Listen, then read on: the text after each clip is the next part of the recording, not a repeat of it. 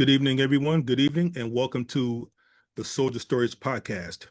I have with me this evening Mr. Robert Jordan. Robert, you are a retired Navy veteran. Mhm. You are you have a lot of hats to wear. You, I just want to say that first off. You are a minister. You are a Mhm. philanthropist. You are a veteran, as I said. You are uh, a mentor, and you are an author. Yes, it's correct. Mhm. So yeah, you wear a lot of these, brother. So, Mhm. but Robert, thank you for taking the time to speak with me on my podcast. Robert, let me start by uh, just going off the regular old questions about you. What you served in the Navy for how long? 26 years. 6 years. What was your? I don't know if you guys call it this, but in the Marines we call it MOS.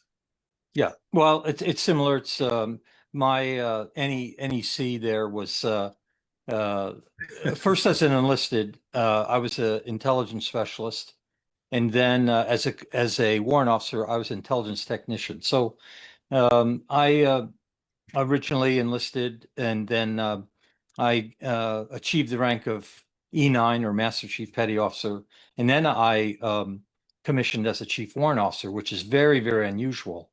Hmm. Um, and Hmm. um, and then I served and retired as a Chief Warrant Officer for 26 years later. So yeah. Wow, wow. What made you join the military? Great question. Well, I grew up in a small village in upstate New York, about 300 people. A wonderful place of, quintessential New England Hmm. atmosphere. And wonderful. It was a wonderful place, and wonderful parents, and I it's just a lovely, lovely place. Hmm. And so anyway, I had really found a great affinity with my dad, who was a World War II veteran. So that was something in the back of my mind to do. I had graduated high school, graduated college. I was farming for about 9 years. I raised beef cattle in that area, and then I returned to university.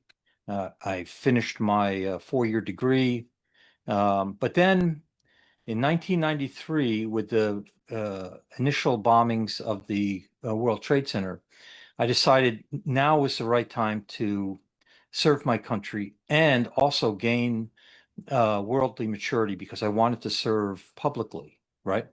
And so because of that, I lacked that world vision, having grown up in that small village in upstate New York.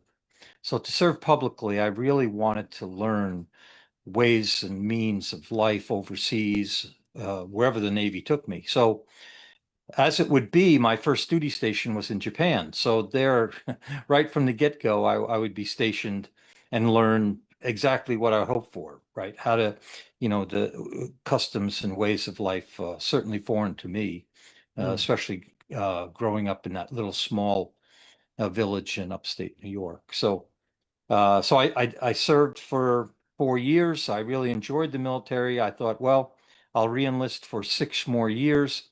I'll make my career a 10-year career.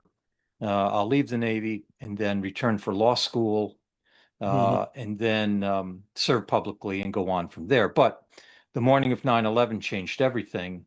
And then I knew right then and there that I would serve in the military until the military would no longer have me.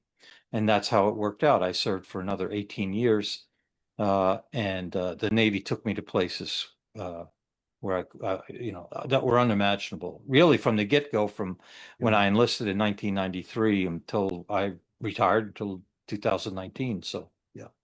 yeah, yeah. And I know in your bio and also in our initial conversation, you mentioned that you served 5 tours in Afghanistan. I did, yes. What I was that? deployed numerous times with the Navy, of course, on amphibious assault ships and aircraft carriers. I was also deployed on ships out of Japan, like I said early on. But my 5 tours of duty in Afghanistan were just so pivotal in my my worldview, obviously in a combat zone, but also in shaping the way I looked at the world, and also extending humanity. Obviously, I was an armed combatant, certainly, but I always looked for ways to serve humanity, orphans, widows, and things of that sort. So that would later play into where I am today, of course, because as things would have it, and of course, as you mentioned, I am a pastor, and with my philanthropy corporate, Bright Future Philanthropy Corporation, I do serve those who are poor and those who are at risk in Afghanistan now. And because of the affinity that I gained with the Afghan people, having served there for years during those 5 tours of duties. Mhm. Yeah, I was going to get to that a little later about your Sure. 01c3, but thank you for bringing that up. Uh, I know that you did a lot of years, sir, and I just this is a question that I ask all veterans. How difficult was it for you, or was it difficult at all, to transition out of the military mentally to becoming just regular old Robert? Mhm. Well, it was a couple things. First off, I'm very open about this, but I was broken. Hmm. Okay. Hmm. I was bitter, angry, but I had a dual persona. So I have to explain this a little bit. Because I achieved greatly in the Navy, at first as a senior enlisted leader and advisor, and then as a chief warrant officer. Um, People looked to me with great, almost reverence, and this fueled this persona. And Of course, I was certainly, like I said, a senior enlisted leader and then officer in charge. I served at the Pentagon when I retired. So people looked at me, and it kind of pushed me where I couldn't ask for help, right? Hmm. Because I was afraid that it would make me look less of a man of, right, things of that sort, right? Because people used to say, man, that guy is like an oak. That guy Yeah. is invincible. That guy is that guy, right? And I became so insecure inside because of the fact that there was really things festering inside of me, right? And so my family certainly knew that. And s- but when I started to prepare to retire, uh, uh, I um, I knew that there was something really wrong, and my family knew that there was something really wrong, to include anxiety and depression, um, and uh, these debilitating sleep disorders. And I didn't know it at the time until I was diagnosed, but with post-traumatic stress and the like. So when I retired from the military, uh, I had this epiphany, and we can talk more about that. But just to answer your question, Sure. everything happened so quickly for me because as I was going through my behavioral health screenings, readying for retirement, that's Hmm. when I was diagnosed with um, post-traumatic stress disorder. And I owe it all to this Army psychiatrist because we were discussing my issues, and a wonderful man. And he mentioned, of all things, God. And it just struck me so. And right then and there, I felt it. Now, um, it's my story. So I felt the Holy Spirit work within me. That's all I can tell you. Because before I went into that office, if someone would have said, hey, by the way, when you leave here today, you're going to register for seminary, I would have said, why the heck would I ever do such a thing? Right. But Hmm. lo and behold, when I left that office on my way back to the Pentagon, I began to register to attend seminary. So I can only tell you that's how it worked out. So, Man. and yeah, and so it just had that type of effect on me. So from that moment on, I began, and that was in the late summer of 2019. I retired in October of 2019, and my journey began with both secular and non-secular treatment. Um, and of course, I started seminary. I completed seminary, of course. I became a pastor, but also I've an author. I've written 11 books during this time. Three of my books have earned international impact awards. My own philanthropy corporation and all the rest. And I minister to people not only locally who are afflicted and addicted, but also those who are poor and at risk, not only here, but also overseas. So all of which I would never have thought that I would do because when I was readying for retirement, I thought, well, I'm just going to be a contractor and stay overseas and make all kinds of money and do what most veterans do, right? Look for that big contracting gig in the sky, right? But the Lord would have some other path for me, and I just allowed myself to follow it. Mm. And that's where I am today. Yeah. Nice, nice. And speaking of following a path, uh, I want to step back a little bit. Mhm. Uh, y- you you had you started your 501c3 helping people in Afghanistan. Talk about that for a second.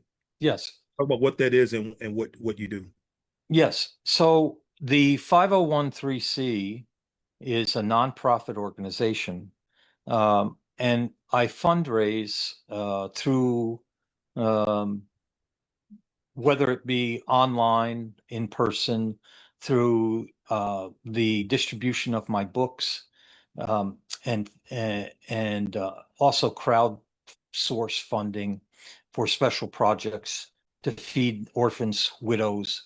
Um, I also have I support a seamstress academy. It's called Threads of Hope, where I benefits young Afghan women so that they can learn a trade, so that they can then sell their wares at local bazaars. And I do other things like similar to that. And I take care of those who are the very poorest and those that are at risk. And so what I've learned to do is all my books, I should say, are available on Amazon. But what I do is that I have been led to give my books away. Now, it's not the best, I will tell you, business model, right? Because you know, people look at you like, well, how do you make money? Why would you do that? Why would you give away your books? Well, I Mm, give them away in the hopes that that would spur on contributions. okay. And so when I do that, and I don't set, obviously I don't set a, a monetary value on the contribution. I just hope that people be led to offer a donation, and sometimes people do, sometimes people don't, sometimes people offer just a little, sometimes people are generous, but the point is that it's going to a good cause. And one of the things also is that when people donate to my 501(c), I myself donate to all the administrative costs. So 100% of all the donations go to fund the the the programs. I have 5 different projects that I'm involved in. So I do it that way. So I'm actually funding this programs myself as well. So Hmm. And during our initial conversation too, Robert, you mentioned a phrase that I've heard at least once before. You coined the term moral injury. mhm. Uh, can you explain what that means to you?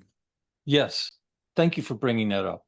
Hmm. So moral injury to me is um, it's something that really had cut deeply was with the disastrous withdrawal from Afghanistan in August 2021.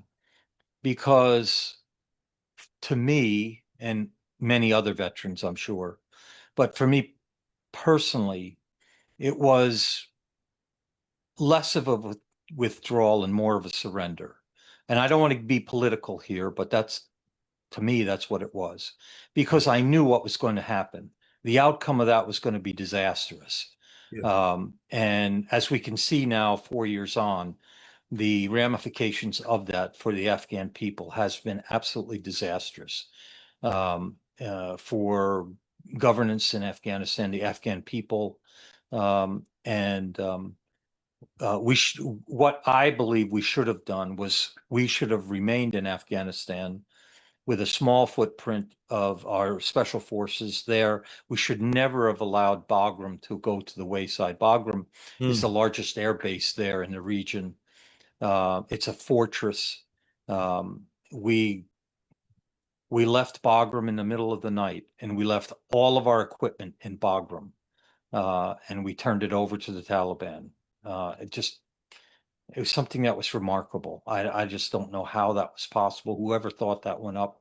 But again, not to get political, but Yeah. that's what happened. So Mm. with all the blood and treasure of 2 decades of sacrifice, um, of Gold Star families, of those that returned, those veterans who have lost loved ones, those who have been, the wounds of war that were seen and that can't be seen because of psychological, emotional trauma and the rest. To see what happened in the aftermath of August of 2021 is a moral injury. And it really cuts deep for those of us who have spent, whether it be one tour or whether it be multiple tours, whether it be, regular conventional forces or whether it be special forces. It's just something that it's just inexplicable why it turned out the way it did, because of the fact that we left behind our Afghan allies, right? Those are interpreters, the Afghan special forces who are specially trained by our special forces and our governmental agencies. We just left them on the vine to wither and die, and Mm. it's a terrible situation with the special immigrant visas that they were promised, and they've just been abandoned. And the Taliban continually attracts them, hunts them down, and Mm. viciously just annihilates them. So it's just something that has, and for many of us, we continue to be in contact with our Afghan partners, our Afghan allies. And so we know what's happening to them, and we support them, right? To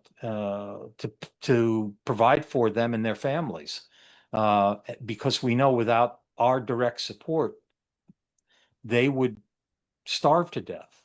And so it's just a terrible, terrible situation as a result of that. So that's how I define the moral injury and how it has affected me. But thank Sure. you so much for bringing that up. Yeah. Well, thank you for explaining it. Thank you, Mhm. really. Thank you a lot. In regards of your spiritual awakening, I saw on your bio too that you served, uh, you worked for CBN. Was Yes, that the I did. Christian Broadcasting Network, right? Yes, I did. Yeah. So that was something well, when I retired, I worked for a great company as a contractor. I worked for 2 years, and I will give a shout out to them. Global Planning Initiatives, wonderful company. I worked for 2 years for them. And then I decided it was time to kind of leave the military behind. And so then I worked for Operation Blessing, which is part of Christian Broadcasting Network.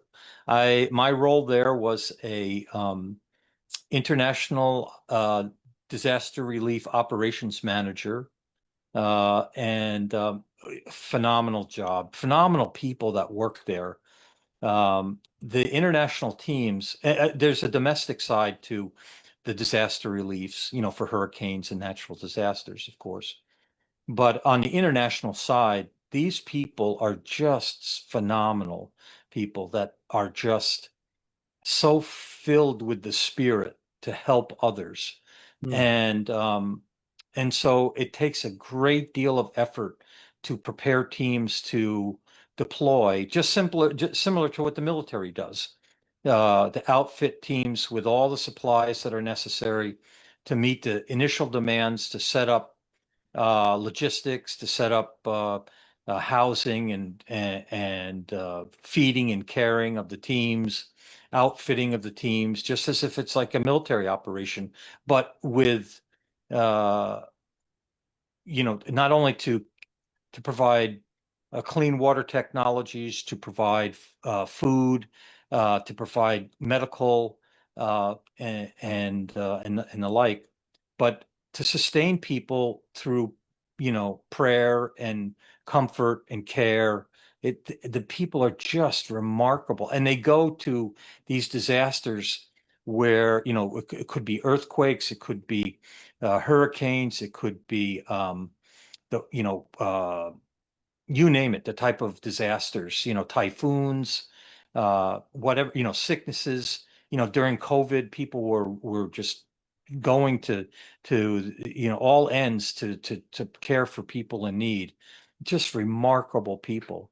Mm. So I worked with them for about a year and a half, and then the Lord said, "You know what? I think you should try to do this on your own." So that's what I did. I started my own philanthropy corporation, very small, obviously not to any extent of the others, but and I just took it on myself to help others, and that's what I've been doing since March of 2023. So yeah. That's awesome. That's awesome. I applaud you for your work, sir. Oh, thank you so much. Yes, sir. Uh, let's talk about your books, Robert. You Mhm. have a series of therapeutic books called Emotional Healing, Coloring Pages for Those Living with PTSD. Uh, I bring that up to ask the question, why are coloring books so helpful for people dealing with PTSD like myself? Yeah. Well, I just found that to focus attentiveness is something that really helps myself, right? And I thought, well, what better way than to put together these books? And what the premise is that there's 31 different geometric designs and 31 corresponding journaling pages.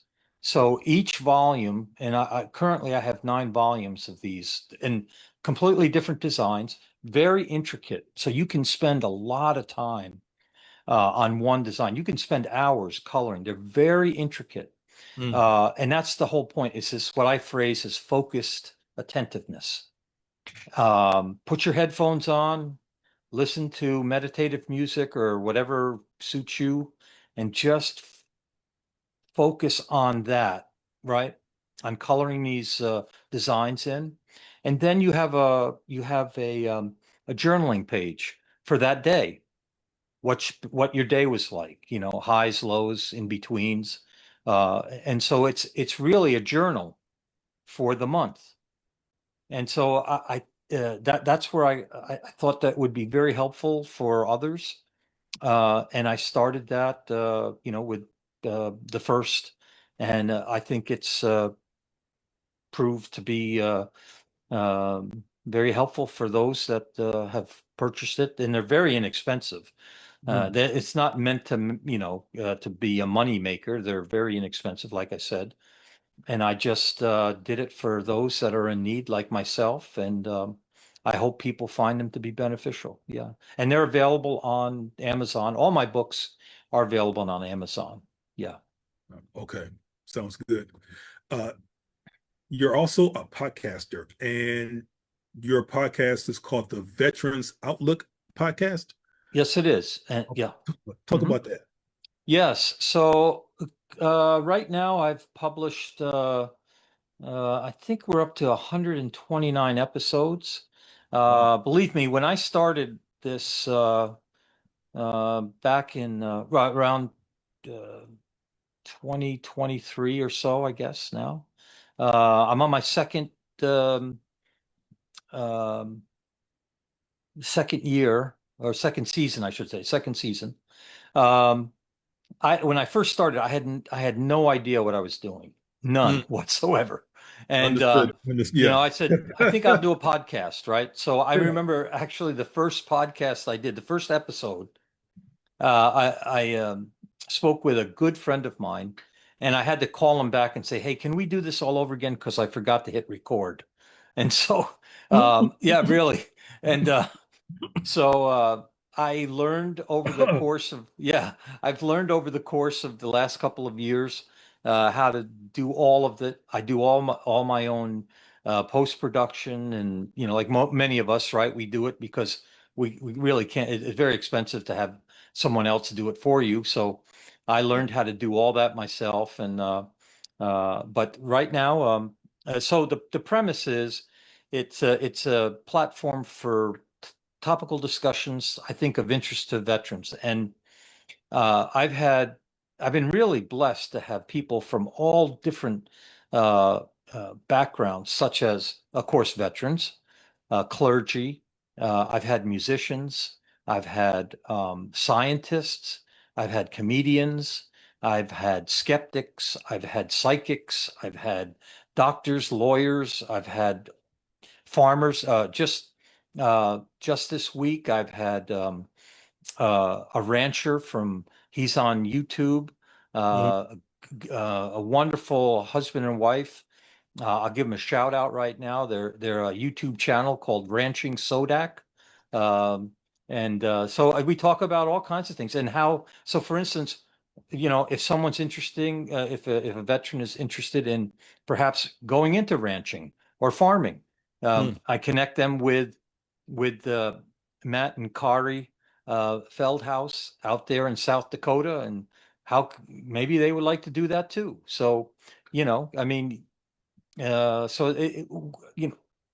all kinds of different things, different topics, and it's different every week. And we just it's engaging, and there's entrepreneurs that come on, there's Mm. lawyers that come on to talk about different things. Of Mhm. course, I've had actors, I've had authors, of course. Nice. So all different types of people have been on, and really, really, I find it to be inspiring, and I hope others do too. So Nice. I'd like to be a part of that. yeah, you should come on. Yeah. I will. I will.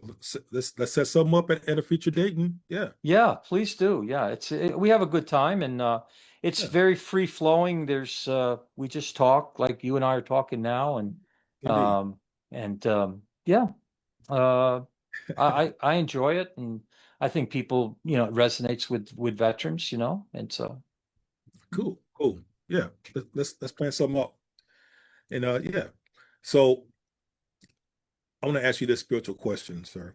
How sure. has how has God played a role in shaping your life? Yeah, well, that I grew up. Interestingly enough, I grew up, and when I was a boy, I wanted to be. I know it's corny, but I wanted to be a minister back then. And here now that I'm 66 years old and I'm a pastor, so everything comes full circle. But the Lord has been with me throughout my life. As I grew up, and uh, I was I actually was a Sunday school teacher for a while. Then I grew apart from the church, and then I came back to the church, and then I went in with the military. And though I was in the military, I was connected to my church, to the village where I grew up. It's a little church. It's like the Little House on the Prairie church, about 30 people, hard wooden pews, no cushions, you know, Dutch Reformed, no sleeping in the pews Yeah, type of yeah, thing. yeah, Very, very traditional. The same hymnals, that were there when they started in 1856, I think, are sung today. I mean, it's just very, very traditional, right? yeah. And but it's just it's been such a part of my life. And then, of course, I had that spiritual reformation when I was going to retire from the military, and the Lord just brought me back home. I was baptized again Mhm. here in the waters of Virginia Beach, Mhm. and found myself where I am today. So I'm just a faithful believer in Jesus Christ who longs for a loving relationship with Him for all eternity. That's it. Amen, brother. Amen. Mhm. So, with all the things you got going on, you have anything else going on in your near future?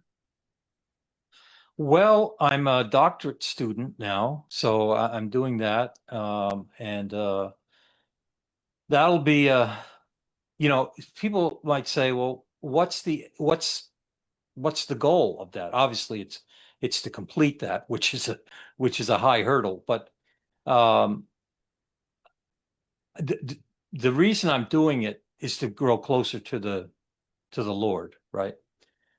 But it's not to for a job or an occupation or vocation. It's just to grow closer to Him, but also to inspire my granddaughter, because my granddaughter has just started high school. So my goal is to graduate together uh, in 4 years. So as she graduates high school, I'll graduate uh, with my doctorate. So I just long to be in our robes together at the same time. So that's the end result of that. Because by that time I'll be 70 years old. I'm not looking for work. I'm retired. So, but I just want to grow. I just want to strengthen my relationship with the Lord, and just impart that on other people in my walk day to day with other people. So, yeah, Sounds that's it. good. Hey, how can people contact you, Robert? Yeah, well, thank you so much. They can contact me.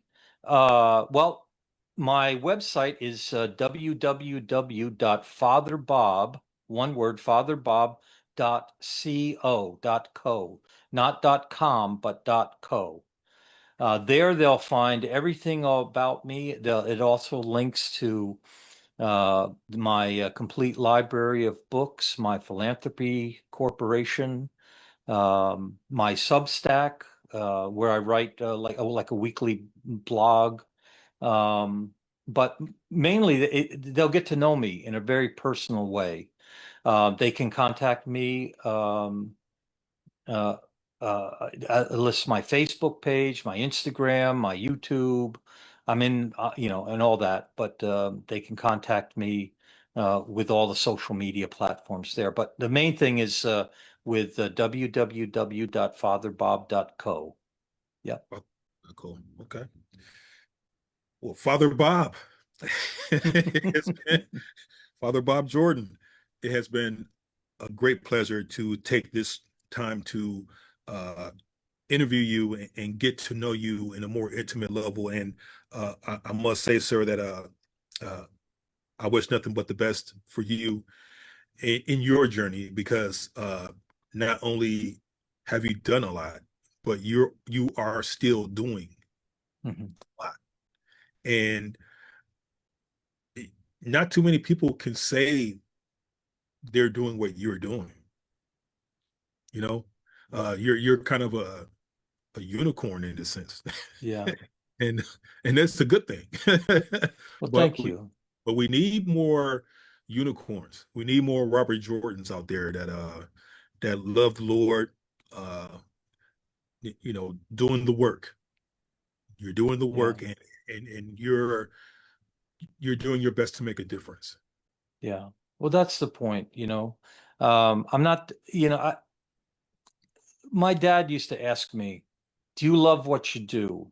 And Mhm. people would say, yeah. And then they would say, do you love it for half the value? And then people would scratch their head like, would you love it for half your paycheck? And people Mm. go, huh? No, probably not. I just do it for just the honor, not for myself, but for the Lord. So I do it for nothing. That's what I Mhm. say. Right Mhm. now it's not to make money, it's just to give it away. And that's what I do. And that's what I've always, I've tried to try to give that the focus of my life. And because really, in the end, uh, we, we're not taking anything with us, right? It's all what we leave behind. And Mm, so I'm trying to leave a legacy of purposeful, selfless service for my granddaughter's children's children, mm, right? Now, I'll never meet them, obviously, mm, right? But they'll know me through my writings. They'll know me through my philanthropic work mm, because my granddaughter knows me. And that, and I have a very, very close relationship with her. So whatever I impart upon her, she'll then impart upon her children's children. And so there's the legacy. That's what's most important to me.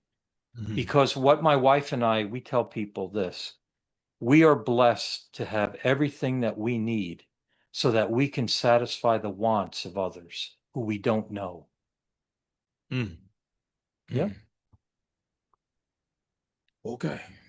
That was a nugget right there. I'll take that. Well, that's it, brother.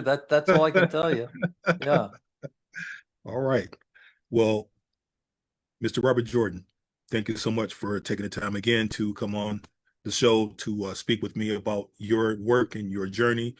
Again, uh, nothing but positive energy your way, and may God continue to shine a light on you, and may you continue to do the good work that you're doing. Thank you so much. God bless you. I really appreciate you having me on, taking the time, and I look forward to Yes. having you as a guest on my podcast as well. I'm ready when you are, so just let me know. Okay, thank you so much. Thank you, sir. Yep, take care and God bless you. You too. Have a good one. Yep, Bye. bye-bye now.